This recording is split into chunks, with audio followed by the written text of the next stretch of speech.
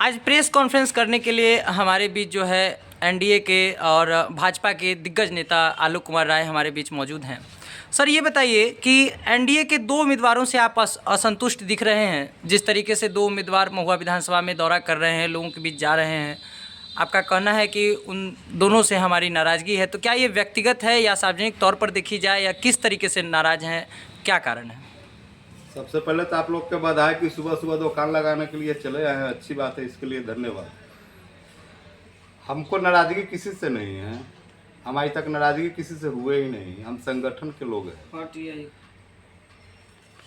हम संगठन के लोग हैं और कोई अपना स्तर से काम कर रहा है और एनडीए के काम कर रहा है, तो इससे बड़ा खुशी क्या हो सकता है। अब प्रत्याशी बनना न बनना वो एनडीए शीर्ष नेतृत्व की आवश्यकता है, वो बनेंगे, और वो किसको बनाएंगे उनकी अंदर की चीज़ है। ऊपर के गठबंधन के लोगों के लिए है, और ऊपर के गठबंधन के सामने हम नीचे गठबंधन क्या चलेगा, कुछ चलेगा। और ऊपर के गठबंधन जाने। अगर एनडीए अपना उम्मीदवार महुआ से आपको देखती है तो आपके विकास का एजेंडा क्या होगा? जो अभी तक राष्ट्रीय जनता दल के कब्जा में यह सीट रही है 1990 से लेकर अभी तक 2020 तक, बीच में एक बार रविंद्र यादव जी निकाले थे 10 में, और उन्होंने एनडीए के एक प्रत्याशी के तौर पर विधायक बने। और जिस टाइम में बिजली की यहाँ जो समस्या थी, उन्होंने डायरेक्ट हाजीपुर से जोड़े थे लाइन, और उनकी कार्यकाल बहुत कम रही, 2.5 साल का रही। 2.5 साल में उन्होंने बहुत काम किया, चूँकि महुआ के थे, और महुआ के जितने भी स्थानीय प्रत्याशी होगा उनकी महुआ से लगाव है, और महुआ से जब लगाव होगा तो उनको पुल पुलिया, रोड, सड़क, बिजली, पानी, भ्रष्ट पदाधिकारी, उस सब पर नजर रहेगी। वो आपके घर में क्या कमी है यह आप अच्छी तरह जानते हैं, गैर लोग नहीं जान पाएंगे कि आपको घर में क्या कमी है।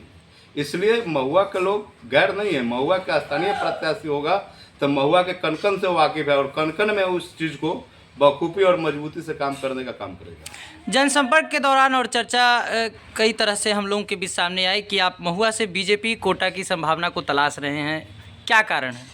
महुआ भारतीय जनता पार्टी के कोटा में इस बार जाना ही चाहिए, हम ऐसा उम्मीद किए हैं, क्योंकि जेडीयू और एलजेपी यहाँ से लड़ती रही है, हारती रही है, लहूलुहान होती रही है।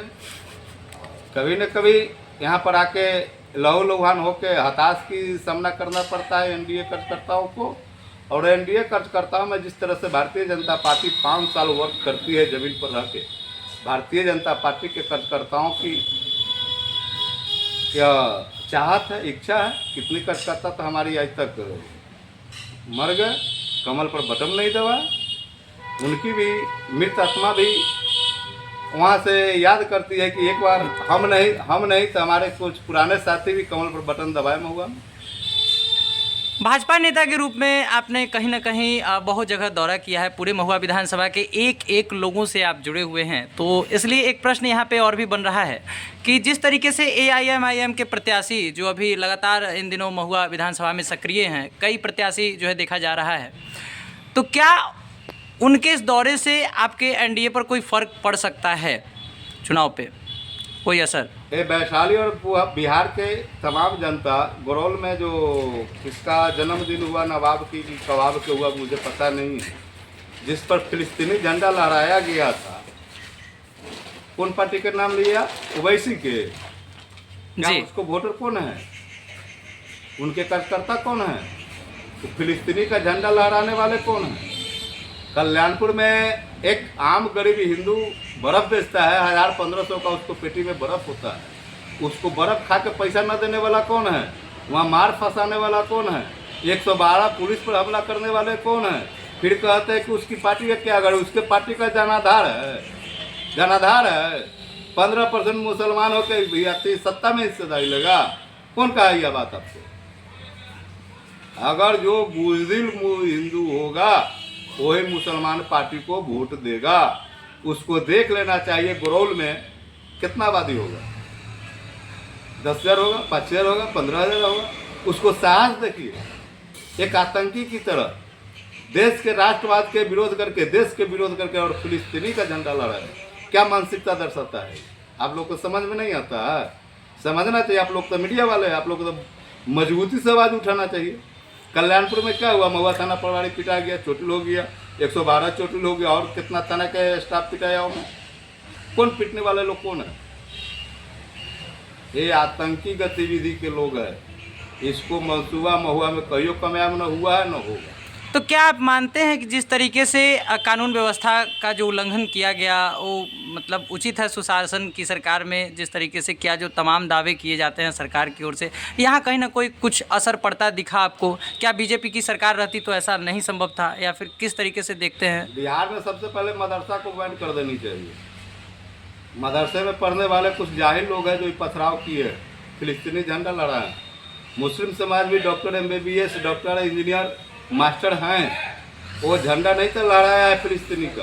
वो कल्याणपुर में मार नहीं किया, कल्याणपुर में मार नहीं किया। और वो मदरसा को बैन करना चाहिए। मदरसे के उपज है ये सब जो कहानी है। और वैसे जिसका नाम लिया है वो भी कहता है कि समुद्र में थूक दीजिए तो भी जमजम के पानी बन जाता है, वही ओवैसी न है। अच्छा, एक अंतिम प्रश्न रहेगा आपसे। विधानसभा चुनाव को लेकर महुआ में एनडीए की क्या तैयारी चल रही है अभी? एनडीए 100% जीत की ओर जा रही है। एनडीए 100% जीत की ओर जा रही है। और हम आपको मीडिया के माध्यम से भी बतला दें कि 1वे चुनाव होने की भी संभावना है। अगर प्रत्याशी चयन करने में अगर किसी तरह का त्रुटि नहीं हुई तो महुआ विधानसभा 1वे चुनाव लड़ेगा और एनडीए जीतेगा। अच्छा, आप क्या कहना चाहेंगे? एनडीए के जो बड़ी बैठक होती है घटक दल की, और वैसे में भी बिहार बीजेपी के बड़े नेता नित्यानंद राय का अगर बैनर पोस्टर के जगह जदयू के किसी नेता का लगा दिया जाता है, ऐसे में क्या देखते हैं? जबकि बिहार चुनाव सन्निकट है, आप उचित है क्या? ये कहीं से उचित नहीं है। नित्यानंद राय बिहार के नहीं केंद्र के बड़े नेता हैं। उनकी ओछी मानसिकता, हमको तो नहीं लगता है कि उमेश कुशवाहा जी अपने से तो बाय होंगे। हाँ, उनकी ओछी मानसिकता है, कुछ कार्यकर्ताओं होगा। और हमको एनडीए के कार्यकर्ता पर भी विश्वास नहीं होता है कि ऐसा किया होगा। वह खाने पीने वाला जो लोग होगा वो ऐसा किया होगा। लेकिन ऐसा अगर उनको द्वारा किया गया है तो शर्मनाक है, बहुत ही गलत बात है। ऐसा नहीं होना चाहिए। नित्यानंद राय बिहार का भविष्य है। कोई कितनों चिल्ला ले, कोई कितनों चिल्ला ले, इनसे श्रेष्ठ और अच्छे लोग अभी बिहार के नेतृत्व करने के बाद, नित्यानंद राय के बाद, नीतीश जी के बाद दूसरा नज़र नहीं आते। अच्छा, एक तरफ जहां लगातार मांग हो रही है कि महुआ विधानसभा क्षेत्र बीजेपी के खेमे में जाए, और दूसरी ओर जो है आपके एनडीए गठबंधन के जदयू के 3 प्रत्याशी जो है अपने अपने दावे पेश कर रहे हैं टिकट को लेकर, ऐसे में आप कैसे देखते हैं इसको? कौन कर रहा है? आपको जैसे कि आसमा परवीन हो गए, जागेश्वर राय, अशफाक अहमद करीम। आसमा परवीन एनडीए किसी प्रत्याशी को 10 को वोट दिवा देगा क्या? अशफाक करीम अपना वोट दे सकता है कम हुआ वाला को, तो फिर महुआ वाला वोट कह देगा, कर बाहर वाला को कह देगा। मुकेश रोशन यहाँ वोट चुनाव जीत लेते 20 में। मुकेश रोशन अपना वोट अपना में गिरा थे क्या? है पावर? जब ये पावर उसके पास नहीं है, 5 को वोट दिवाने की पावर नहीं है, तो यहाँ से वोट लेने की पावर कैसे हो जाएगा भाई? अब रही बात महुआ का स्थानीय प्रत्याशी है, उन लोग के भी हक बनता है, लड़ रहे हैं, अच्छी बात। क्या महुआ बीजेपी के खेमे में इस बार जाएगी? और जो तरीके से आवाम में इसका जो है मांग हो रही है, क्या देखते हैं? संभावना तो है, 80% संभावना है कि बीजेपी लड़ेगी। विशेष है तो प्रदेश नेतृत्व जाने, केंद्रीय नेतृत्व जाने कि यहाँ से कौन लड़ेगा। अगर प्रदेश की, अगर एनडीए की प्रचंड अगर जीत लेना है तो बीते वर्ष जो रुझान आया है, जेडीयू का प्रत्याशी यहाँ लड़ते रहा, और रुझान में जो आया है उस रुझान के हिसाब से सीट अदला बदली करके यहाँ बीजेपी को लड़ना चाहिए। अगर ऐसा नहीं करता है तो शायद महुआ से दिलचस्पी एनडीए को नहीं है। स्थानीय होने के नाते अगर बीजेपी आला कमान आपको मौका सौंपती है तो महुआ के लिए आपने क्या खाका तैयार किए? महुआ विधानसभा के गैर विधायक जितने भी बचे हैं, काम का जो नज़रअंदाज किए हैं वो तो हमारे हिस्सा में ही आएगी। एक एक काम उसको हम बखूबी से करेंगे, चूँकि हम महुआ के लोग हैं। महुआ के एक एक परेशानी से वाकिफ़ है। हॉस्पिटल हो, थाना हो, ब्लॉक हो, सीओ हो, रोड हो, पुल हो, पुलिया हो। क्या योजना आधारित ही आपका कार्य होगा या योजना से हट के आपका कार्य होगा? काम करने वाला के आत्मबल पर निर्भर करता है। काम करने वाला के आत्मबल पर निर्भर होता है। आप अपनी घर अगर निर्माण कराते हैं, सीमेंट वाला के यहाँ जाइएगा तो वो सीमेंट में समझौता करते हैं क्या? कम दाम का भी सीमेंट देते हैं। जब महुआ के लोग महुआ के विधायक बनेगा तो समझौता क्या करेगा भाई? कौन चीज का समझौता? कोई समझौता नहीं होगा। महुआ का नेतृत्व अगर महुआ करता और ऐसा सौभाग्य प्राप्त होता है महुआ के, तो किसी काम में संधि या किसी काम में समझौता नहीं होगा। न पदाधिकारी से संधि होगा, न समझौता होगा, न काम में समझौता होगा। आलोक जी, महुआ में बीते दिनों एनडीए का कार्यकर्ता सम्मेलन आयोजित किया गया था, जिसमें खासा उत्साह देखा गया था कार्यकर्ताओं का और लोगों का भी। तो इसका आगामी विधानसभा चुनाव पर क्या प्रभाव पड़ेगा? मैंने पहले बोल दिया हूँ कि 100% एनडीए यहाँ से जीतने जा रही है और जीतेगी भी। प्रत्याशी चयन में अगर भूल चूक नहीं हुई तो वन वे चुनाव होगा यहाँ एनडीए के पक्ष। आगामी विधानसभा चुनाव में पार्टी यदि आपको अपना उम्मीदवार के रूप में बनाती है तो महुआ में आपकी प्राथमिकता क्या होगी? जो काम गैर महुआ विधानसभा के प्रत्याशी चुनाव यहाँ से जीतते आए हैं, विधायक बनते हैं, वो तो आधी अधूरी काम करके गए हैं ना। काम किए कहाँ? आपको मेडिकल कॉलेज जो दिखाई दे रहा है वो तो एनडीए सरकार के देन है ना। लालू जी के भी जमाने में भी वो विभाग हुआ करता था, उस टाइम में भी मेडिकल कॉलेज बन सकता था। कांग्रेस और लालू जी का इच्छा शक्ति मर गई थी क्या? इच्छा शक्ति की बात है। और एनडीए हर पक्ष पर विश्वास पर भरोसा करता है, विकास पर, और विकास के साथ बढ़ता है। जो भी झलक रहा है वो तो एनडीए का दिया हुआ है। लालू जी के दोनों पुत्र महुआ से चुनाव जीते और आगोपुर से चुनाव जीते। क्या एनडीए के विकास पर चुनाव जीते हैं कि लालू जी के विकास पर चुनाव जीते हैं? एनडीए के द्वारा किया गया विकास पर चुनाव जीते हैं। वो तो नीतीश जी हमारे हैं, थोड़ा उम्रदराज लोग हैं, इधर उधर भटक जाते हैं। इसमें मौका मिल गया तो हीरो थोड़ी होगा। महुआ विधानसभा क्षेत्र में फिलहाल कानून व्यवस्था और भ्रष्टाचार को लेकर शिकायत आ रही है। इसके निदान के लिए आपके नज़र में क्या उपाय संभव है? एनडीए सरकार है, सभी भ्रष्टाचारियों पर नकेल कसी जा रही है और कसा जाएगा। आगामी विधानसभा चुनाव में लोकल और बाहरी उम्मीदवार फैक्टर का कितना प्रभाव आपकी नज़र में पड़ेगा? 100% स्थानीय रहेगा, 100% यानी जीत की गारंटी। आगामी विधानसभा चुनाव में महुआ में एनडीए गठबंधन के सभी घटक दल यूनाइट रह पाएंगे? ऐसा आपको लगता है क्या? किसी दल में जदयू हो, भाजपा हो, लोजपा हो, रालोसपा हो, राजद हो, कम्युनिस्ट हो, जो भी इस राज्य में गठबंधन के घटक दल में आते हैं, उसमें से कुछ ही खर्च करता है, 2-4-500 में अपने को बेचने को मंजूर करता है। सभी विचारधारा थोड़ी बेच लेते हैं क्या? तो बीजेपी के साथ, एनडीए के साथ यहाँ से मजबूती से यहाँ की वोटर मतदाता तैयार है। क्षणिक खर्च करता इधर उधर चल जाए, उससे क्या हो जाता है? जी धन्यवाद। महुआ विधानसभा के जनता मौलिक अधिकार से विचलित नहीं हो रहा है रमेश जी, आप बखूबी जान रहे हैं और मान भी रहे हैं। अगर विचलित होता तो शायद इतना विकास आपको महुआ में देखने को नहीं मिलता। और एनडीए से विचलित नहीं है, एनडीए पर भरोसा है। हाँ, प्रत्याशी के चयन में हमेशा कुछ न कुछ गड़बड़ेशन होता है, जिसकी वजह से एनडीए फिर जीत नहीं पाती है।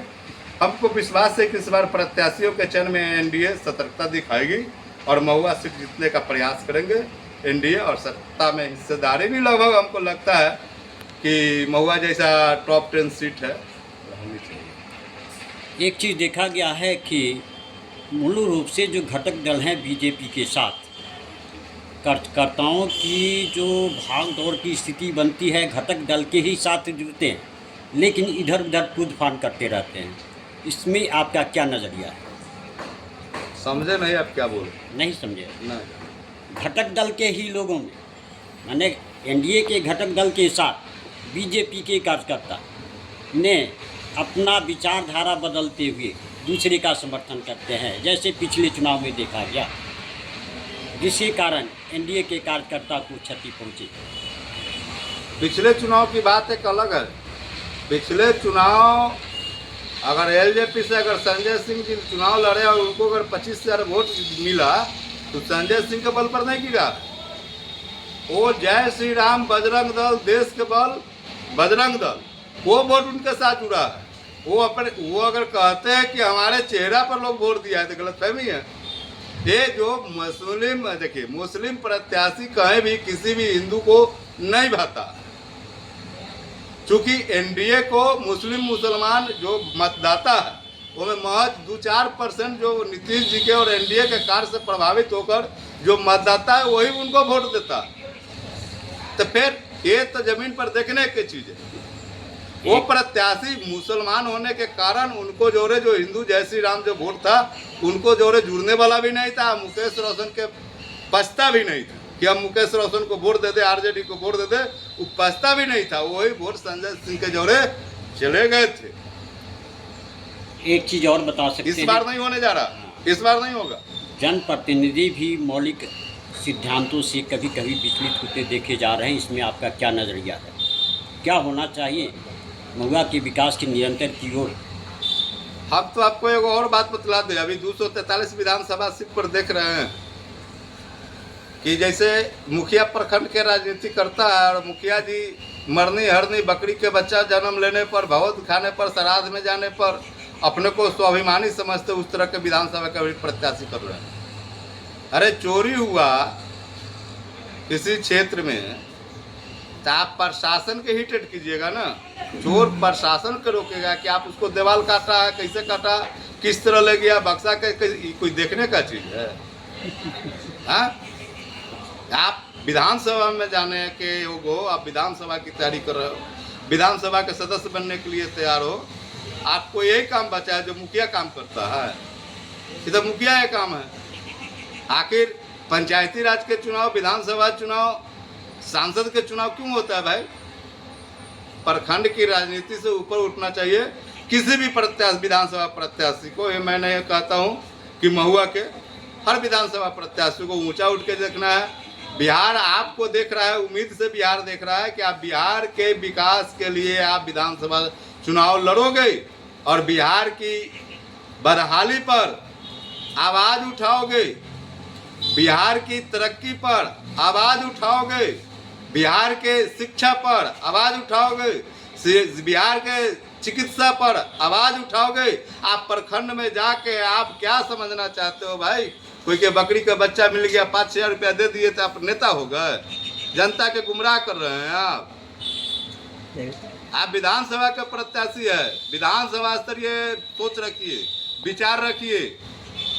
भोज खाने से सेलिब्रेट होने से काम नहीं होगा, छठियार खाने से।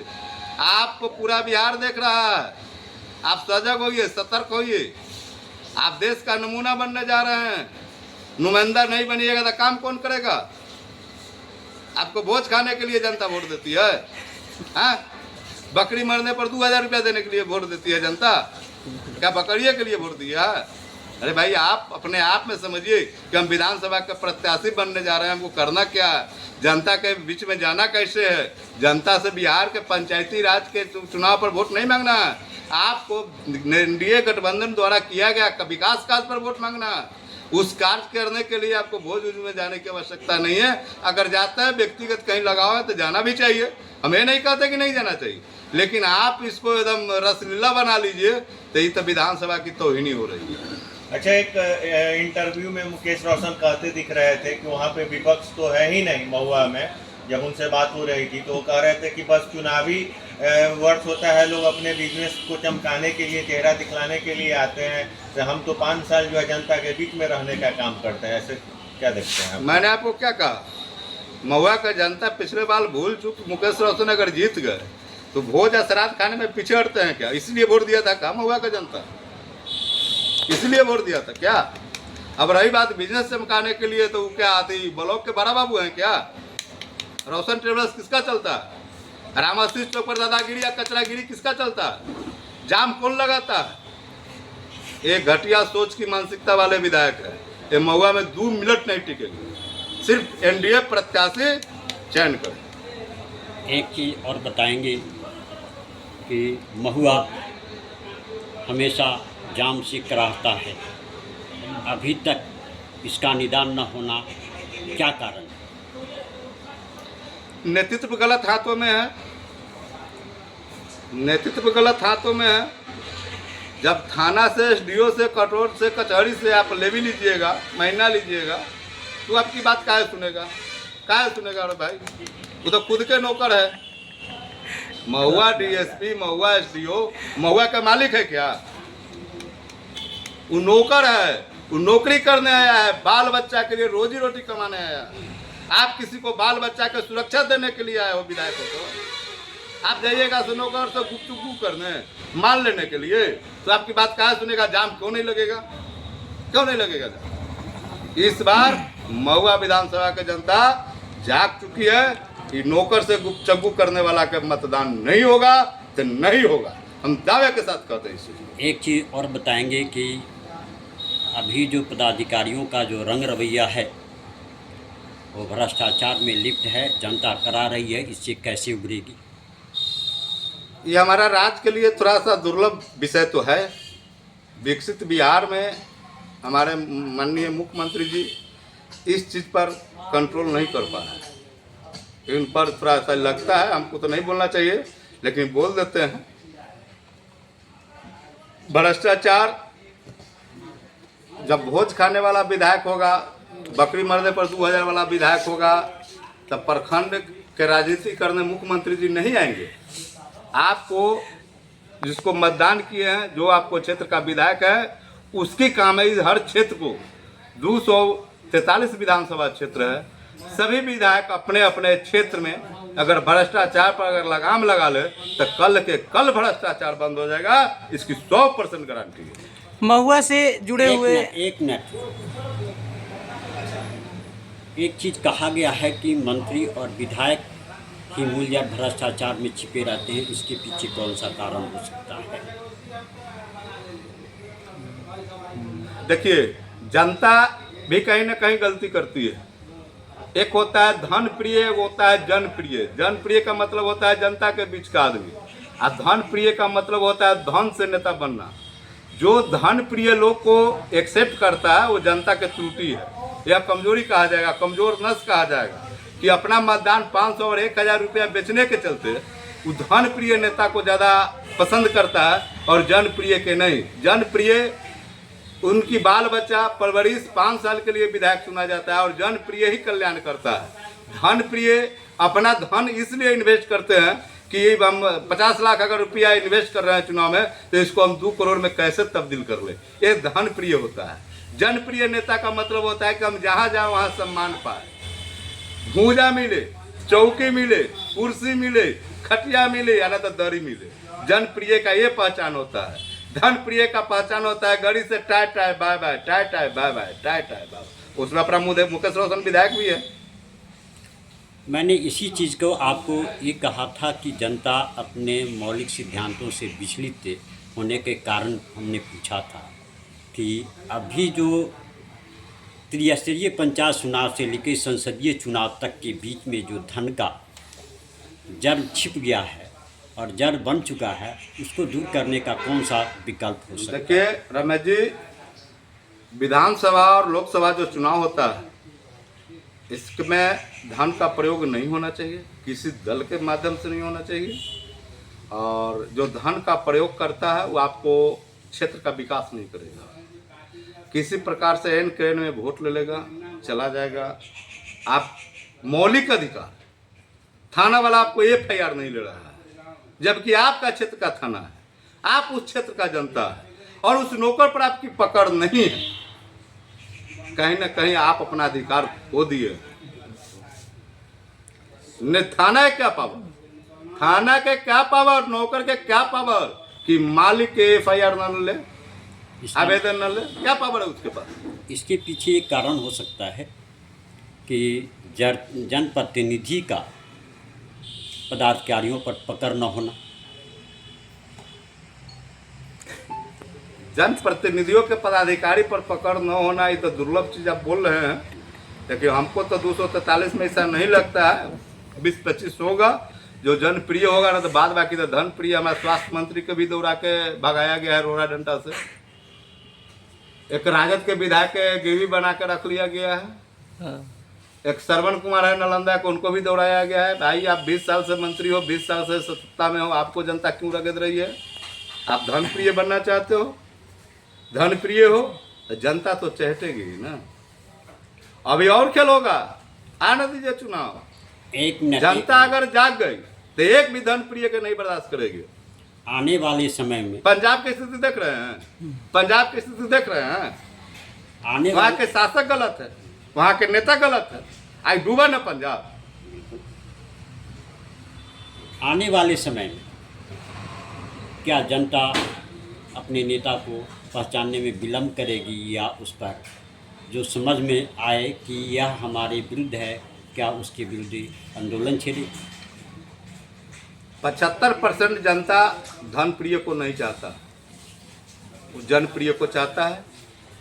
25% जो आपको हम न कहे कि कोई पार्टी का खर्च करता है 500 में बिक जाता है, तो कुर्ता पैजामा टाइट करके हर क्षेत्र में जो टाइट रहता है, कहता है कि हम बड़ा खर्च करता है, वही गुमराह करता है कि अमुक आदमी को वोट दे दीजिए, अमुक आदमी दे देता है। तो वो नहीं, 75% जो मतदान करेगा उसी पर सरकार बनेगा। तो वो सरकार किसी भी जनहित के काम करेगा, जन के अहित नहीं करेगा, हित करेगा। हित और अहित में तो रमेश जी आपको पता है कि कितना अंतर है। आज जो स्थिति हम देख रहे हैं निचले तबके के जनप्रतिनिधियों को, जो धन के बल पर जीते हैं, जनता की दुर्दशा हो रही है। इस संबंध में आपका क्या नज़रिया बनता है? थोड़ा सा हल्के में ले। क्या बोले सुने नहीं? धन के बल पर जीते हुए जनप्रतिनिधि जो जीते हैं, वह किस रूप में जनता को ले रहे हैं, उस पर अपना विचार दें। गुलामी के तौर पर ले रहे हैं, उसमें क्या दिक्कत? वो तो कहता है कि हम पैसा ना खर्च किए हैं, पैसा देकर ना वोट लिए। तू कौन है? आखिर FIR लेता क्यों नहीं था ना? सीओ कर्मचारी आपको फ्री में सरकार के नियम कानून के दायरे में रहकर आती मोटेशन क्यों नहीं करता है? कारण क्या है? धन प्रिय बहुत ही घातक चीज है, लग्जरी एसी बहुत ही घातक चीज है। चलना चाहिए, हम विरोध नहीं करते, लग्जरी एसी के विरोध नहीं करते हैं, लेकिन जनता एक काम में लग्जरी और एसी नहीं चलता है। आप विधानसभा के प्रार्थी हो, विधानसभा के सदस्य बने हो, विधानसभा के सदस्य बनने के लिए तैयार हो, तो आपको विधानसभा स्तरीय आपकी नॉलेज होनी चाहिए। प्रखंड के मुखिया की तरह नॉलेज नहीं होनी चाहिए। प्रखंड के मुखिया से ऊपर उठिए, विधानसभा के आप विधानसभा में क्वेश्चन कीजिएगा, आपको पूरा देश विदेश देखेगा। आपकी कैपेसिटी, आपको मानसिकता, आपको चाल चरित्र, शिक्षा, एजुकेशन, आपको पूरा देश विदेश देखेगा। इसलिए ऊपर उठने की जरूरत है विधानसभा 243 विधायकों की। लोकप्रिय जो जनप्रतिनिधि होते हैं, वह हमेशा विकास की ओर क्यों अग्रसर होते हैं? लोकप्रिय, आपको अगर गांधी चौक जाने में अगर पानी हल के जाना है, तो उस नेता के घर अगर पड़ता है तो उसको ही पानी हल के जाना है। इसलिए वो काम तो करेगा जनता के लिए भी, अपना लिए भी, और जनता के कष्ट में जाए तो जनता को अच्छा बुरा न कहे। इसलिए जनप्रिय जनता के हित के काम करता है, जनता के ख्याल की बात करता है। गैर विधानसभा से, गैर जिला से आने वाला अगर उस क्षेत्र से अगर गुजरता है तो कहे कि किनका क्षेत्र से, फलना का क्षेत्र, बड़ा उनको खुशी महसूस होता है, जो करोड़ों में भी नहीं किन सकते हैं। महुआ से जुड़े हुए ऐसे तमाम प्रश्न आपसे रहे, जिसका जवाब आपने काफ़ी बेबाकी से दिया और बेखौफ अंदाज से आपने प्रस्तुत किया। लेकिन एक प्रश्न अंतिम, अब राज्य स्तरीय पर थोड़ा सा आपको लेके चलता हूं, क्योंकि विधानसभा चुनाव जो है पूरा राज्य स्तर पर है। तो ये बताइए कि अभी जिस तरीके से मुख्यमंत्री मतलब विपक्ष का ऐसा आरोप है कि अभी जिस तरीके से CM के द्वारा लगातार विकास के एजेंडों पर काम किया जा रहा है, लगातार ये योजनाएँ संचालित हो गई, आज ये योजना का उद्घाटन कर दिया, ये योजना, विपक्ष का कहना है कि ये सारी चीज़ें पहले भी तो हो सकती थी, अचानक से आपने चुनावी वर्ष में ही आके ऐसा करना क्यों उचित समझा? अभी इस चीज को समझ लीजिए कि विरोधी जो बोल रहे हैं, राहुल गांधी है, तेजस्वी यादव है, विपक्ष जो आरोप लगा रहे हैं, ये बेबुनियाद है, ये बेबुनियाद है। आपने वोट चोरी के लेकर पूरे बिहार में घूमे, नतीजा क्या निकला? उपराष्ट्रपति चुनाव में नतीजा क्या निकला? NDA के 427 मतदाता रहे उपचुनाव में और 452 मत गिरा, मत देने वाला कौन लोग है? विश्वास कहाँ है? और सबसे बड़ी चीज़ एक और चीज़, वो तो हम छोड़ दिए, आप लोग पूछे भी नहीं, हमको ध्यान में भी नहीं था। हमारे एनडीए का प्रत्याशी रहे उपराष्ट्रपति पद के लिए श्री सीपी राधारमन जी, उनको प्रचंड जीत मिली है। इस जीत के लिए बहुत बहुत बधाई और हार्दिक शुभकामनाएं हैं कि एनडीए के मजबूती और एनडीए के विकास पर उनका मतदान हुआ है। और विरोधी जो बिहार घूम घूम के जो दुष्प्रचार किए, उनका परिणाम इसमें मिल गया है। और विरोधी के थोड़ी भी लाख लोक लज्जा होगा तो फिर इस तरह के फिजूल क्वेश्चन नहीं करना चाहिए। इसलिए उपराष्ट्रपति जी को आपके माध्यम मैडम आती चैनल के माध्यम से बहुत बहुत बधाई और शुभकामनाएं देते हैं कि हमारे एनडीए गठबंधन एकजुटता का प्रतीक है और एकजुटता मजबूती से साथ लेकर साथ मिलकर निभाए हैं। ये आप देश दुनिया देख रही है। और राहुल और तेजस्वी से बिहार में क्या होगा वो आप भी अनुमान लगाइए लीजिए। एक क्वेश्चन और, अभी पूर्व स्वास्थ्य मंत्री तेज प्रताप यादव अभी आरजेडी के खिलाफ तो बोल रहे हैं, लेकिन ऐसी आम चर्चाएं हो रही है कि हो सकता है कि साइकिल छाप से उम्मीदवार बनने पर आरजेडी अपना उम्मीदवारी नहीं पेश करेगी। वह उनकी निजी मामला है। वो हाथी छाप से लड़े, साइकिल छाप से लड़े, कमल छाप से लड़े, तीर छाप से लड़े, ललटेन छाप से लड़े, निर्दलीय की कोई उम्मीद है? महुआ में ऐसे भी एनडीए में कुछ प्रत्याशी है जो हर हाल में चुनाव लड़ना चाहती है, पार्टी सिंबल दे चाहे ना दे, नाम नहीं खुलवाइए। चेहरा कला प्रखंड अधिकांश को आपको चिंता, हमको कटकर्ता कहा है कि भैया अमुक आदमी ऐसे से बोल रहा है, इनको लड़ेगा, लड़ने दीजिए। किसी उसको एन क्रेन में विधायक बनना है और महुआ को लूट मचाना है तो किसी दल से लड़बे करेगा ना। अगर नीति और सिद्धांत और नैतिकता कहाँ है? नैतिकता और नीति और सिद्धांत की राजनीति कीजिएगा तभी ये देश और राज्य विकास के तरक्की पर लाते हैं। चलिए, बहुत बहुत धन्यवाद। बहुत बहुत धन्यवाद। आप लोग के भी बहुत बहुत बधाई। आप लोग बहुत क्वेश्चन पूछ लिए, शायद हमसे कुछ कमजोरी रही होगी क्वेश्चन के आंसर देने में, उसके लिए क्षमा प्रार्थी है।